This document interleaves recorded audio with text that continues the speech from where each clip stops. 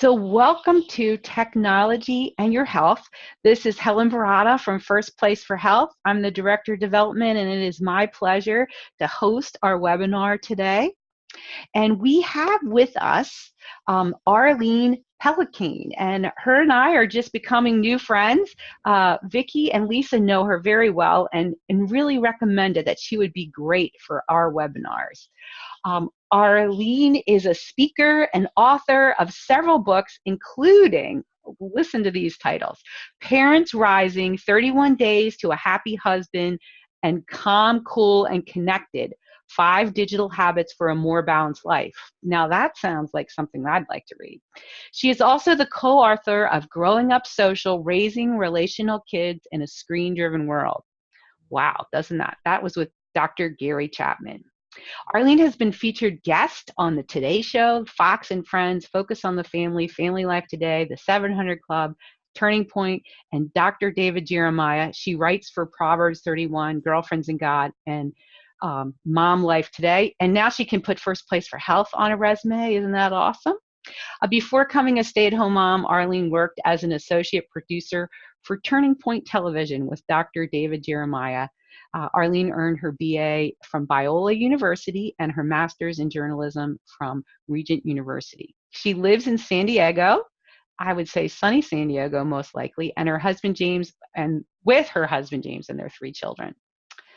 All right, I think that's all about Arlene. That sounds pretty exciting, doesn't it?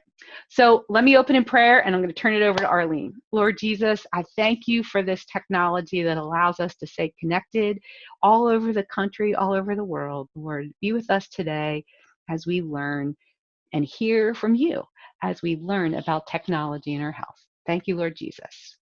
Amen. All right, Arlene, it's your turn. Take it away. So nice to be with all of you. Hello, everybody. Okay.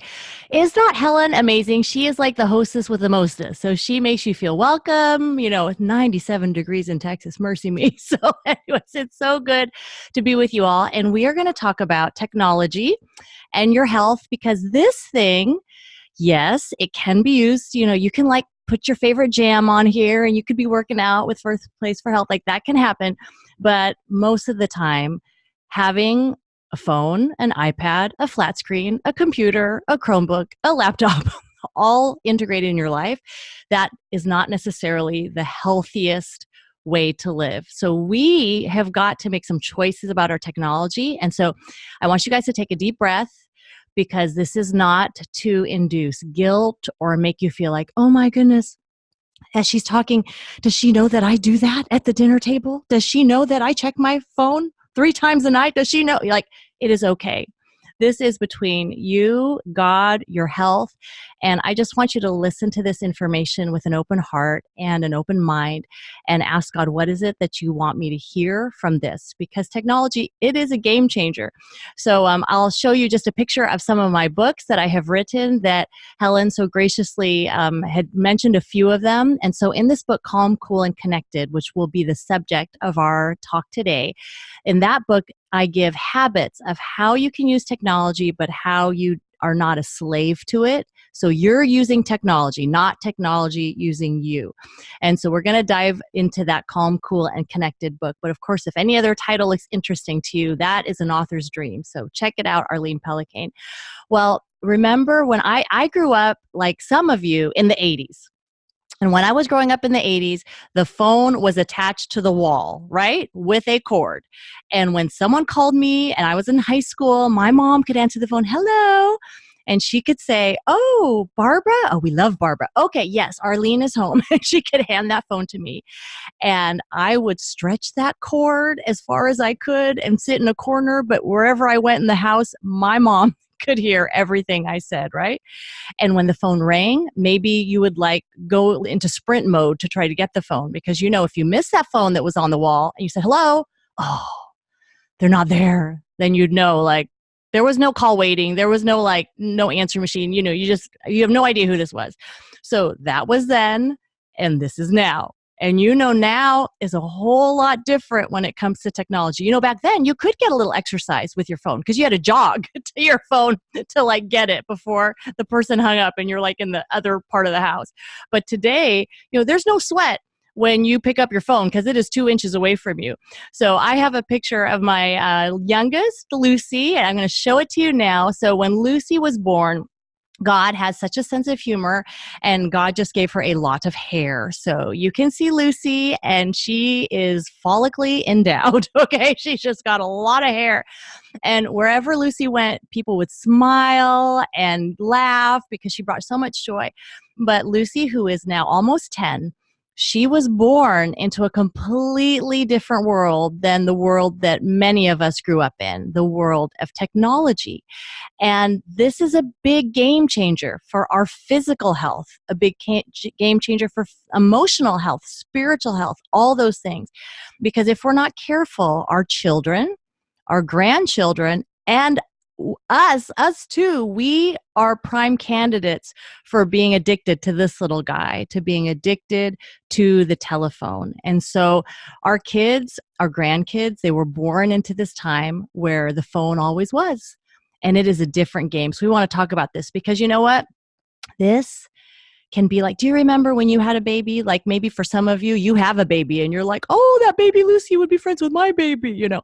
But when you have a baby, what do? You make sure you watch the baby. You like make sure the baby's not too hot or too cold. You always have the baby nearby. You wouldn't want to like leave the baby for long periods of time and wonder, right?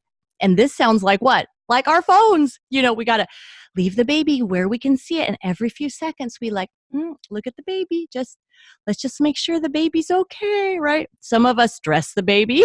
We put sparkly things back here. We put different themes and different pop sockets. We dress our baby. When we go to sleep, we make sure the baby's real close to us.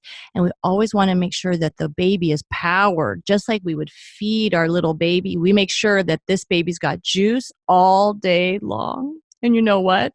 It's kind of funny that, this is not a baby. This doesn't care if you leave it, but we treat it so importantly. And that's one thing I just want us to think about.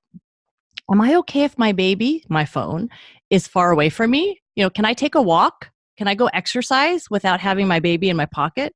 Am I addicted to this little convenience that it offers? And this is not just a problem for teenagers because stereotypically we think of teenagers, right? And they're all in the same room and they're all like texting each other. And we don't get that. Like, why in the world are you texting each other when you are in the same room together? But it's for older people too. You and I have both been in restaurants where we see the older couple, and instead of engaging in that conversation that gives us that emotional health, they're what? One of them might be looking at photos and one of them might be doing, puzzles. And it's not just for young people, it's older people too. You think of a old couple, senior citizens, and the husband's like, Edna, where's my dinner? And she's like pretending like she doesn't hear him because she's playing words with friends. It's like, it's not just for kids. And so this can become a problem when it becomes an addiction in our life. Now, when we use this word addiction, right? People, okay, what does that mean? What does that mean? And here's how I'd like to think of it. If tech is an addiction for you, it's something that you find so important that there are other things in your life that are beginning to slip away because of this technology. For instance, you used to love hobbies and biking and shopping and traveling or whatever it is, but now you don't do those things anymore because your phone is so much more engaging. You used to go to church on Sundays or church on Wednesdays, but now it's like, oh, sometimes I'm tired and I can just watch church on TV. I'm just going to do that. Your family members are saying things like, if you'd put your phone down more, we could talk. When you start seeing this phone is interrupting my regular schedule, my regular things to do, then I might be addicted to this thing. I might have a problem. And so, Helen, I think it is time for a poll. Let us see how addicted our dear friends and us that we might be. All right. So I'm launching a poll. And so this poll says, I would feel uncomfortable without constant access to information through my smartphone.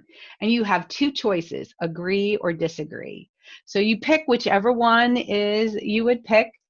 I don't get to vote, so I don't want to skew the vote, but I will be quite honest that I would have to say agree.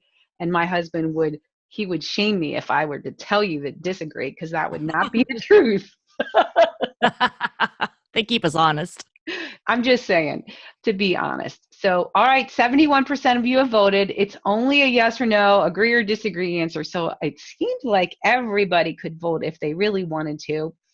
And so there's not, I'm just interested, does anybody else want to vote? We got about 78% of the people voted. I'm going to leave it open for 5 more seconds.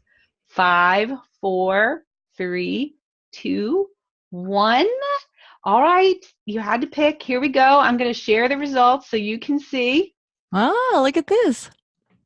Yeah, so it's not, I'm surprised, to be honest. I'm surprised it's not more. This is good. We have a very well-balanced group. It's like you cancel each other out. Half of you are like, yes, I need my smartphone. Yeah. The other half are like, I'm okay. I could go without it. So this word, nomophobia, okay? So some of you might be like, I have no idea what that is. And some of you are like, oh yeah, I got that. And what nomophobia is, it's the fear of being without your mobile device. So if you leave the house and you're like, oh no, I am so nervous because I do not have my phone, and you know where you're going. You know, you're driving to work. You've driven to work every day of your life for 5 years. Like, you're going to be okay, but you're still so nervous. That's nomophobia. And Iowa State University, they did this research to find out, and they asked questions like that. They asked questions like, you would feel uncomfortable without your smartphone. I would be annoyed if I couldn't get instant access to information on my phone. Questions like that. And what they found was 58% of men answered, yep, I've got nomophobia. And 47, so hey, we did a little bit better. 47% of women said, yep, I have nomophobia.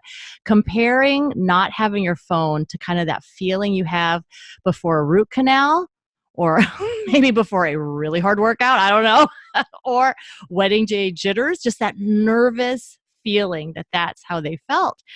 And so I just want to encourage people not to worry so much about nomophobia. Like, if you lose your phone for a little bit, if you miss your phone for 2 hours of the day, it's probably going to be just fine. But what I would concern ourselves with our health, of our family health, is nomofamily phobia. And what that means is you're on your phone so much that you're not spending any time with your family during the day. And that, for our spiritual health, mental health, emotional, and physical health, that's an important concept that we need. And so nomophobia, good for you, for that half that was like, I'm okay without my phone. And then for the half that's like, I need this phone, myself sometimes included, and, Helen included, that, hey, think of ways like, how can I distance myself from my phone so I'm more comfortable during certain swatches of time without my phone for health reasons? And we'll get into that.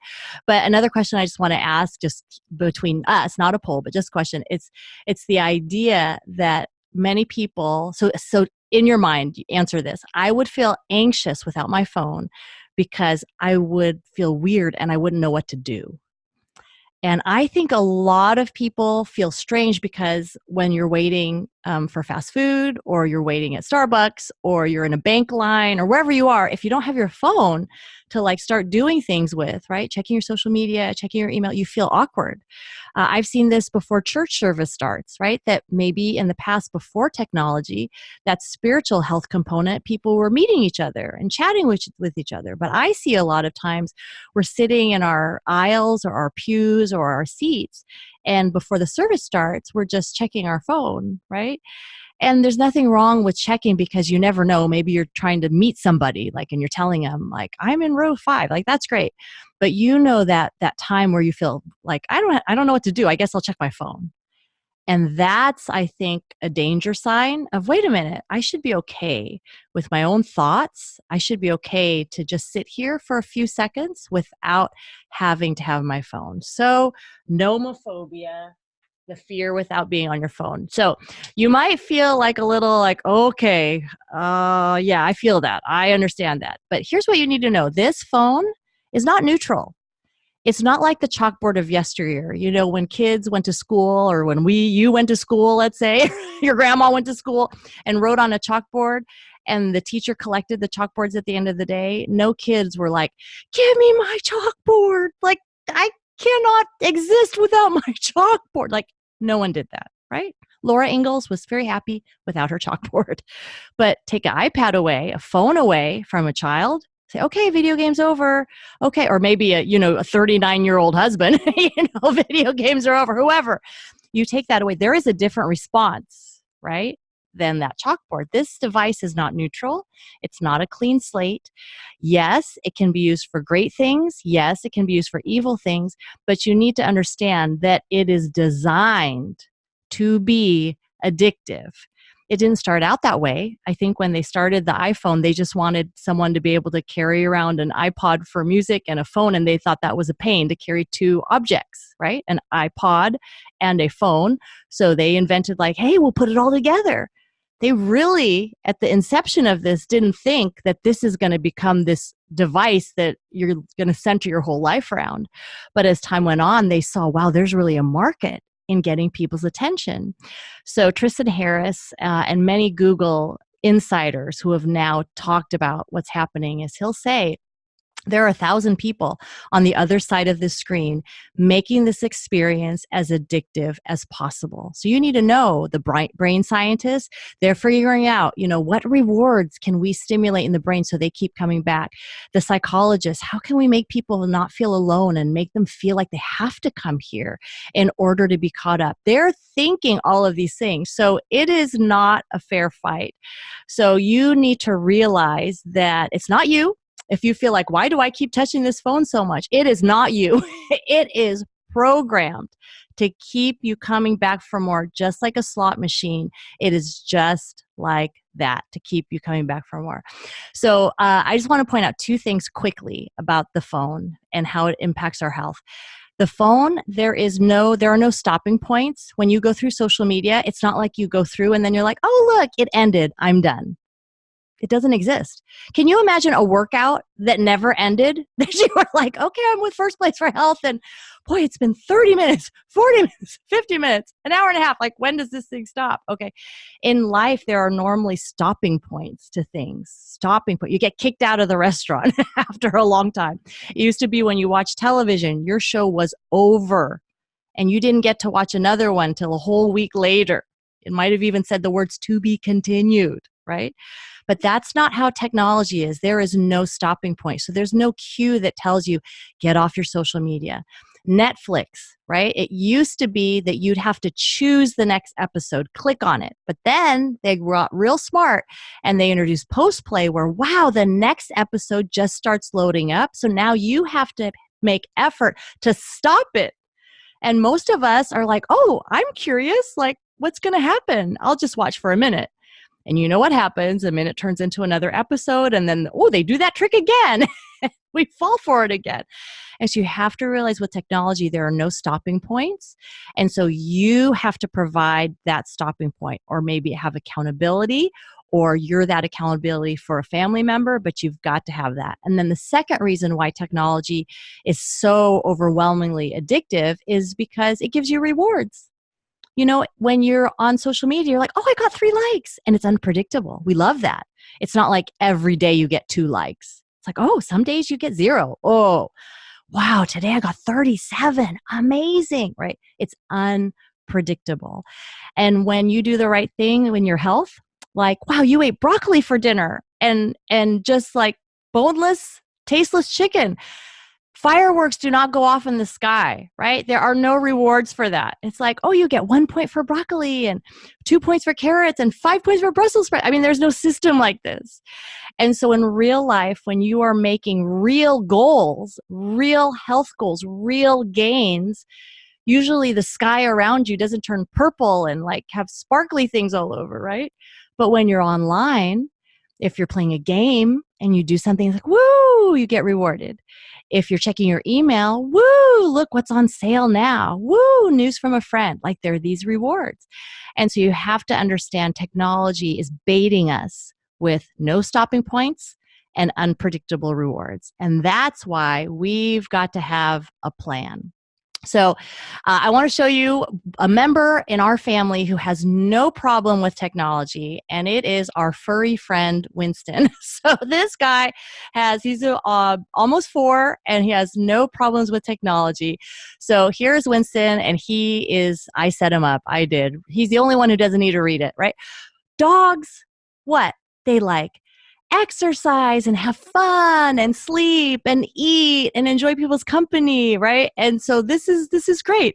And if a dog was like sitting in a corner looking at an iPad, we'd be like, that is very unnatural, right? Well, it's unnatural for us as human beings to be spending 4, 5, 6 hours of free time in our day looking at social media, YouTube, TV, Netflix, whether it's us, our kids, our spouses, anyone. So the first principle from my book, Calm, Cool, and Connected, I want to share with you, and what we're going to expand on tonight is the first H in habit. And there are 5 habits in the book. We're going to go over habit number 1, and it's H, hold down the off button. Hold down the off button. Did you know there is an off button to your phone? Does your teenage daughter know that there's an off button to her phone, right? So hold down the off button. And I mean this literally, like actually hold down the off button, power down your phone, and go do something. I mean it literally. And I also mean it figuratively, that there are moments in your day where you are completely technology free and you design those moments on purpose. So when you go out on a walk, you go out on a jog, if you're going to use your phone for music, then that's solely what you use it for. And it is a single-use device, right? So the neat thing about a phone is it can do all these things. But the awful thing about a phone is that it can do all these things. So when you're using it on your walk, on your run, and if you can use an iPod or something else, then fine. Or if you like to pray or you like to be quiet, awesome. But if you need music and that's coming from your phone, then picture all that comes out of this phone during this run or during this walk is music. I don't check messages. I don't check email. I don't scroll through social media at the stop sign. Like, I don't touch it. And have moments in your day where you're holding down the off button. I went to a women's retreat, and I was amazed because at lunch, I was like, something is unusual. What is it? And then I quickly realized that women didn't have their phones. Like, there weren't phones on the table, all like hundreds of women, and they're just talking to each other, young women and women in their 20s and 80s and 40s and 60s. And I was like, that is way cool. And I thought, how sad that I think that's weird, right? That I'm used to women interacting, but they always have this phone 2 feet away from them. And so I want to encourage you, a wonderful habit to hold down your off button is when you're eating. And for you, when you are with people, that the people are the focus of the conversation, the beautiful, healthy food that you're eating, and that's it. And if you're eating alone, I encourage you to eat with a book, and that you just use that time, or journal, but you use that time that it's a tech-free zone where you're just eating, and that's it, and enjoying either fellowship with someone else or fellowship with God, yourself, your thoughts. Because when you introduce technology into the mealtime, it dilutes conversation, right? Now everyone's like divided. And when people are checking their phones, you're not going to be at lunch with your friends and say like, I'm really having serious problems with my husband. You're not going to make this deep confession when everyone's like, oh, look, did you see this thing on YouTube? Oh, did you see this? It just doesn't fit, But when these things are gone, then it opens the door for emotional health to take place. There's a lot of people that are so emotionally not healthy simply because we are not communing together by having meals together that are phone free and conversation rich. And I mean, this is really simple stuff, right? This is not like, whoa, I've never thought of this before. So I'm sure that you have walked like me into a restaurant and seen, oh, look, college kids all on their phones, family of 4 all on their phones, grandma and grandpa and grandkids, they're using tablets so that the grandkids are quiet. You see this all the time. And I'm telling you, sometimes I want to go to the table and just look at them, right? Just like scare them or something and say, do you realize you only have 936 Friday nights as fathers and daughters and mothers and sons together. And they'd be like, what? If you have a child, you have 936 nights, Friday nights with them until they turn 18 and they leave your home. And if you're going to spend those nights on the phone, you are wasting a lot of time. Like my son Ethan is a sophomore now, and I calculated it out, and we've got about 160 Friday nights left. I'm thinking 160 Friday nights. So my goodness, if you are in a place where you have family around a table, whether it's a mother, aging parent, a sister, brother, son, whoever, if you have the privilege of having them around your table, put down your phone, work on your emotional health, and talk to each other. Because the truth is, let's say my kids, they leave the nest, right? I have a 5th grader, an 8th grader, and a 10th grader. And when they leave, if I live for another 40 years after they leave, I will have over 2,000 dinners all to myself and my precious phone, right? So I can have all the time in the world. So when you are with people, my friends, hold down the off button for that emotional health. It is so important. But here's the crazy thing. Even though we know that philosophically, we know like that's a good idea. We should do that. That totally makes sense. How many of us still, right, when we're out on errands with our kids, when we're with our family members, with friends, sister, whatever, but we're checking this, like why do we keep looking at this thing? And it's because we're so used to feedback, right? We want to know, how's our social media doing? Did I get an email? Did I miss a text? Like we're constantly looking for this feedback. And the thing is, for our spiritual health, is this what gives us our feedback? Is this what tells us you had a good day? You had a bad day. You're very productive. You didn't get anything done, right? Is this what tells us that? No. It's God, right? It's what God says about you. It's what God has created you, what he sees in you. That's what's important. Your identity is rooted in God and not here. But we're constantly checking with technology. And, even with tracking our health, which can be a very good thing, like with a Fitbit and tracking your steps and all those things, that obviously is a good way for many people to use technology. But let me give you the downside of that. And you can just think in your own personal life if it's an area that you need to hold down the off button. Some people have interviewed, like different psychologists have interviewed girls, more teenagers, young adults, and they get kind of obsessed with the numbers on the Fitbit. So if it's like, oh, I only showed 10,000 steps and my goal today was 12,000, they'll go out in the pouring rain to get those extra 2,000 steps because the Fitbit says so. So they caution against being ruled by your technology and more listening to your body and what's your body telling you. And so it's this balance, right? And so for some people, a Fitbit works really great. For others, it may just make you too crazy about everything, constantly tracking, obsessing about tracking. So just check yourself. And maybe if you're not sure, go a week without it and just see, how did that feel? So the idea is you want moments in your day where you're not constantly checking and monitoring. And so let's do another poll about how many times we check in to social media, and we'll get to know each other a little bit better this way. So poll time. All right, the poll is popping up on your computer. How much time per day do you spend on social media, with the caveat that this also includes YouTube? So let's see, how much time do you spend on social media? So it's 0 to 2 hours, 3 to 5 hours, or 6+ hours. So I think that's an interesting thing. So we'll see. It's interesting you put YouTube, because sometimes I just listen to YouTube. Like if I'm working, I'll use it as my music. So I don't feel like it's social media, but I guess it could. So it's interesting. Made me think. When she said YouTube, I was like, ooh. So yeah. So, all right, 80% of you have voted. It took you about the same amount of time as last time, so good for you. All 5, 4, 3, 2, 1. All right, here we go. And polling, here are your results. Yep. Yeah, so a lot of you, 0 to 2 hours. So that's good. 65% of you, 3 to 5 hours, 27%, and 6+ hours at 8%.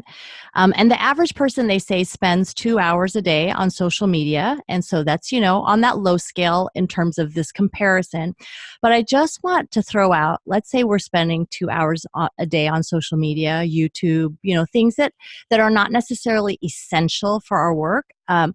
That ends up being 30 24-hour days per year. 30 days out of the year. And those are 24-hour days. So you sleep. So it's more like 60 days, right? And if you think to yourself, I'm going to spend 2 months this year on social media, then it's kind of like, why in the world would I do that? And there was a book that I read that was helpful. And forgive me for not knowing the title, but this was the idea. If you had to pay to use social media, how much would you use it? Like if you had to pay per like a parking meter per minute or per hour or per 10 minutes, right? Because a lot of times we say we're using it in a very positive way. We're using it to do first place for health. We're using it to check in. We're using it with our family members. We're using it for our business. But when people had the idea that, I have to pay for this, what they found was about a half an hour a week was enough for them just to check in with their closest friends, maybe for them to watch a video, that was enough, that did the trick. And there wasn't this loss of like, hey, I just cut out 6 hours. I really missed that content. Like they didn't miss it. So how interesting. So that's a question I would just pose to you because the more time you're sitting on social media, the less time you are in Bible study, in prayer, in running, in working out, in shopping for healthy food, etc. Now, of course, you can use social media for Bible study, for prayer, and that's good. But if you take the average person, right, Christian person, and say, what are you doing right now? Most of them are not like, I am learning the word of God right now. So we just want to be honest with each other. And so think about how you can shrink that social media usage. And that's going to make you physically healthier as you're up and at 'em more, and just spiritually, emotionally, the whole thing. The last thing I want to touch on, two last things, is just our need for solitude. That really helps our health, because what happens is we fill our time here, right, with social media, all these things, and we don't have the reflective solitude of just maybe waiting at a stoplight. Like I know I check my phone at stoplights and I have to stop myself from doing that. Like, why do I need to do that? So that's a moment of solitude. That's a moment where I can reflect, how am I doing? How are my relationships going? Is there anything in the way with me and God? It's a time to reflect on where you are. And that's super important for your emotional health. So don't deprive yourself of solitude. Solitude is very healthy. And by solitude, I mean being alone with your own thoughts, without other thoughts coming in. So for instance, listening to a podcast, that's not solitude because you have other thoughts coming into your brain. But listening maybe to classical music or music without words and you're by yourself, that could be solitude because it's you alone with your own thoughts. But we have this thing, right? Like a shark, dun, dun, dun, dun, dun, dun, dun, dun, dun, dun, dun, it just pokes up everywhere. So hold down the off button, put this away, make time for solitude. 71% of Americans sleep with this right next to them. So unless you're an emergency worker, I want to encourage you, hold down the off button by charging this in a different room. So I charge my phone in the office and I go to sleep in another room because I don't need to see it the first thing in the morning and I don't need to see it the last thing at night. It used to be if you're married, you'd be like, oh, good night, honey, kissy, kissy, kissy. Now it's like, yeah, good night, dear. You both have your backs to each other because you're like both looking at phone stuff, right? So don't do that. So if you're able to, if you're not an emergency worker, charge your phone in another room, hold down the off button. That's really going to help you. Remember that old kids prayer, and this might be how it's rewritten in this age of technology, because sleep is so important for your health. But technology is robbing a lot of us from our sleep because we're watching TV way too late in the night because of that Netflix, no stopping points like we talked about. And we're checking our phones at night. So don't sleep with your phone. Don't watch TV right before bed, all those things, because we don't want our prayer to be, now I lay me down to sleep. I check my phone and Google Keep. And if I should die before I wake, I pray to God my phone I can take. Right? You don't want that. You don't want that. You want to be like connected with God without this getting in the way. So I just want to encourage you, don't sleep next to your phone so you can pray to God at night. And when you wake up in the morning, you can say, "Good morning, Lord," instead of like, "Okay, what's the weather? Did I get any texts? What's the news?" And you're like already all anxious and you haven't even got out of bed. So don't do that. Hold down the off button. When my daughter Noelle, last story, when she was 2, she loved to suck her thumb. And this just continued until it was bloody. It was bad for her health, right? Bad for her health. And so my husband took her pajamas in this picture, sewed up the ends, and all of a sudden she could not get to her thumb anymore. Is that not so funny? So the first night she cried and cried and cried. The second night she cried and cried and cried. By the third, fourth night, she got used to it. Like, okay, I guess I'm not going to be having my thumb anymore. And after a while of unsuccessfully trying to find that digit, she gave up. In this next slide, you'll see a little zoom of her little thumbs there.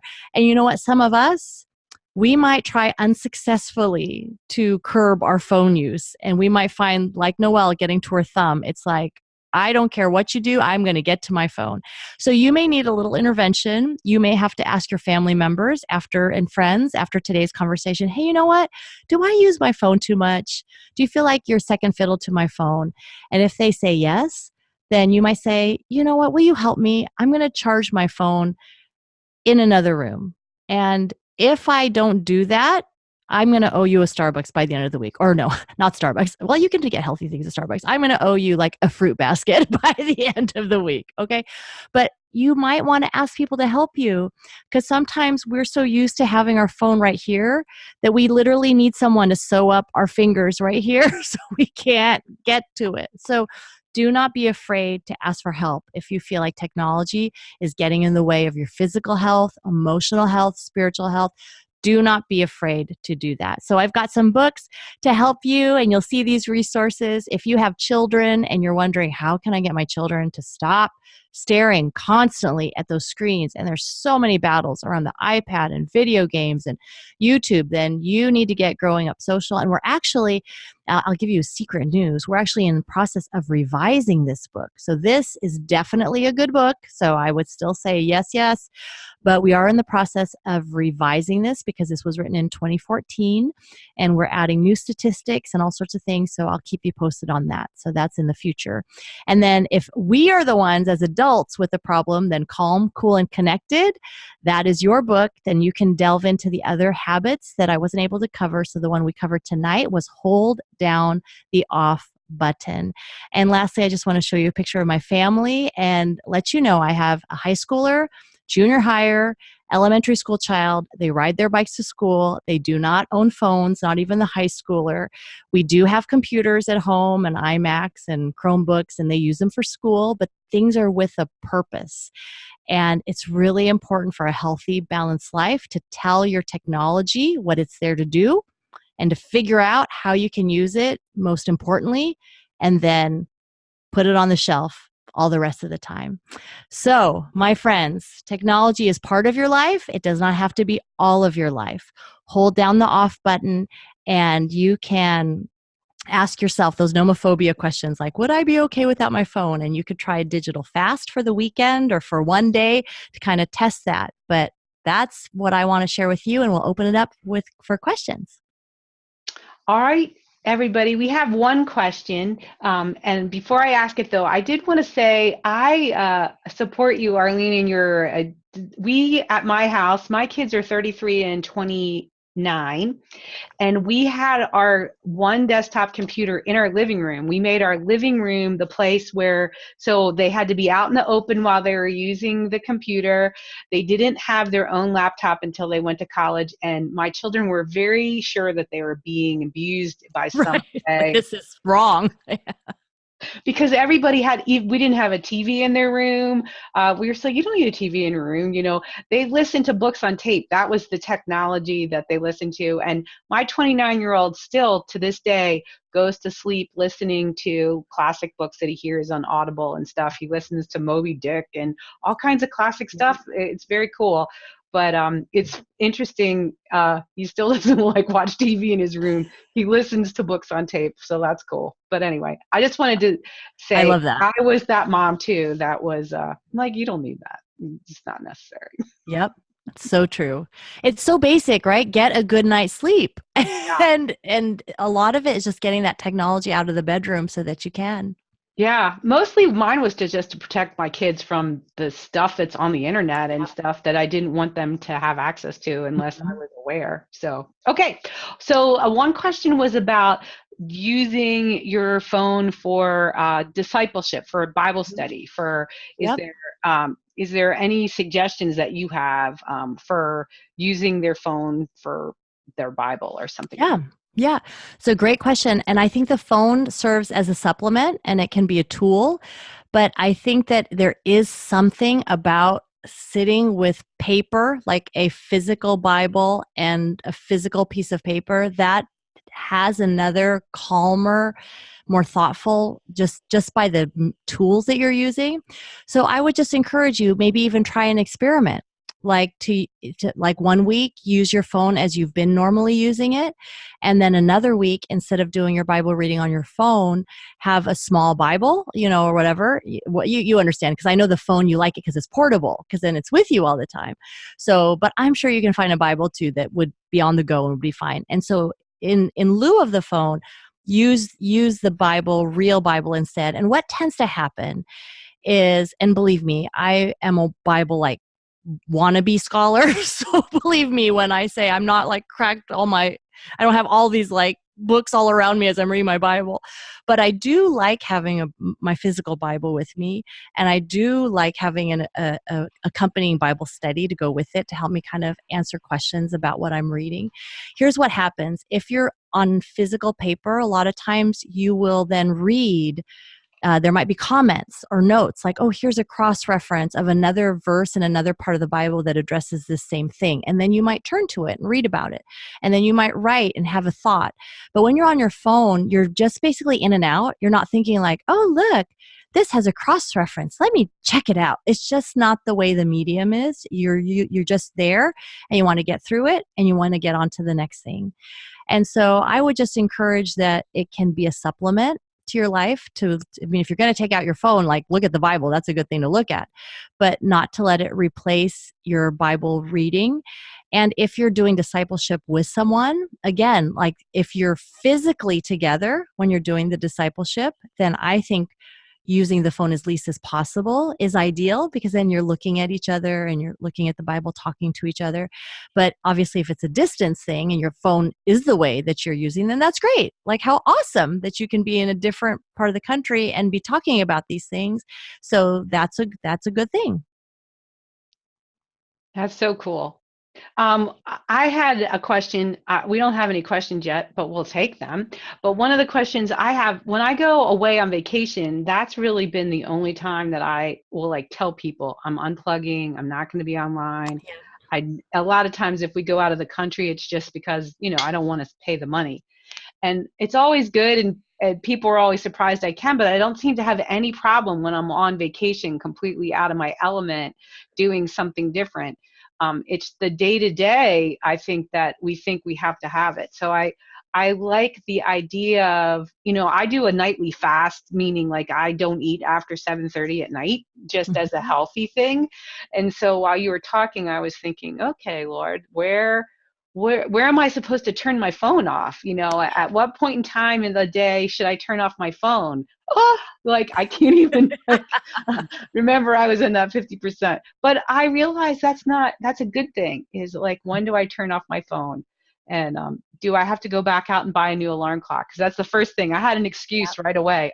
But I used my phone for alarm clock. But I think an alarm clock costs $9.95 or something like that at It's Walmart. true. It's true. So So many people say that, like, my phone is my alarm, but it is that idea of, you know what? You could buy some kind of alarm clock. It will not be that much money and it will change your habit. Because then all of a sudden your phone is going to bed before you in another room, and then it gives you time to unwind. It gives you a more peaceful way to go to sleep. So that's definitely worth looking into. yeah. Well, we have questions now. So we have one. When grandchildren are allowed to have their phones at the table when our family gathers, is there something I can do or say? I feel they are missing the beauty of generational fun and wisdom as we did as kids. Absolutely. So here's that tender part. So I feel like if you're hosting, I don't know if it's so, if you are the host, then I think you can very much say, you know what? This is how we do it at my house, even with your adult children who are glaring at you like, Mom, really? Dad, really? You're going to make us do this? Yes, I am the host. I have provided the food. This is my home. Everybody, put your phone in a bucket and let's have dinner. So I think that's like good. And I think it's good when they know, hey, it's different at grandma and grandpa's house. We have to put away our technology at grandma and grandpa's house because they insist that we talk to them. I think that's really good. I have heard so many amazing things from grandparents who say, you know what, when we've done that, we've put those phones away, then all of a sudden now we're having conversations. I heard of one grandparent that would use, because a lot of times the grandparents will say, well, what am I supposed to do with them when they're all like, all we want to do is play video games? Like, what am I supposed to do with them to keep them occupied? But what this grandpa did was he was like, I'm going to take it upon myself to teach these kids lots of stuff. So he'd take them to the grocery store and he'd say, this is how you pick a good apple and here's a good price. And he'd take them and do it. And here, you ring it up, you use the debit card and I'll teach you how to do it. And next week we're going to the bank and I'm going to show you how I deposit money. And next week we're going to give you a little driver's lesson, even though you're sitting in the like he just took it upon himself. Like, we're going to do stuff. And I think that's awesome. Like, that's so much better than, okay, we just like sat around while you played your video games. So leverage your position as a grandparent to teach kids and to teach them life skills and obviously faith skills to pass on from one generation to the next. If you're not hosting and you really don't have the power to say that, you're the guest, so you can't really say like, okay, then I think perhaps with your adult child, maybe not that day, but another day, that you could say, I've really been thinking about the time we spend having meals together. And when you were a child, that was such an important time for us to laugh together and tell stories and get to know each other. And I'm just wondering, the next time we eat together, do you think we could try that? Like, put away all our phones? And here's the trouble with all of us. Sometimes it's the kids would be okay, but it's the adults, like the adults that are like, I'm not sure if that's going to fly. So I would just respectfully ask your adult children, can we try this? Like, can we have screen-free mealtime? And like any change, it takes a little getting used to, but most likely after you do it a little bit, it'll be like never going back. Like, why in the world would we ever go back to staring at our phones when we just had this great dinner together? Mm. So good. I used to help manage a retreat that we did for teenagers, and we brought Ziploc bags and we had them turn their phones off, Sharpie their phone into a Ziploc bag. They were teenagers. They didn't have a choice. That they were on a church retreat, and we thought about doing it for adults. And like you said, the adults were like, they had developed a very specific need for their phone. So, okay. Next question is, how can you encourage your husband to reduce time on technology? Yeah, such a good question.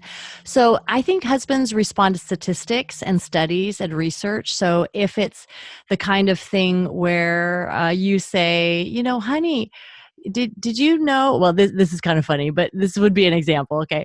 Honey, did you know that the average Apple user, they unlock their phones 80 times a day? So 80 times a day, they're reaching on to their phone to unlock it.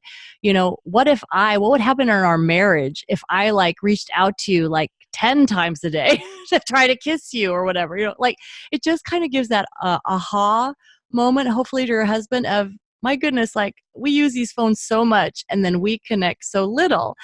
And maybe you don't tell him that. Maybe instead you just start kissing him during the day. And he's like, what in the world are you doing? Like, it's not my birthday. It's like, what's happening? And you share that. And you're like, you know what? Technology has like far too much of our time.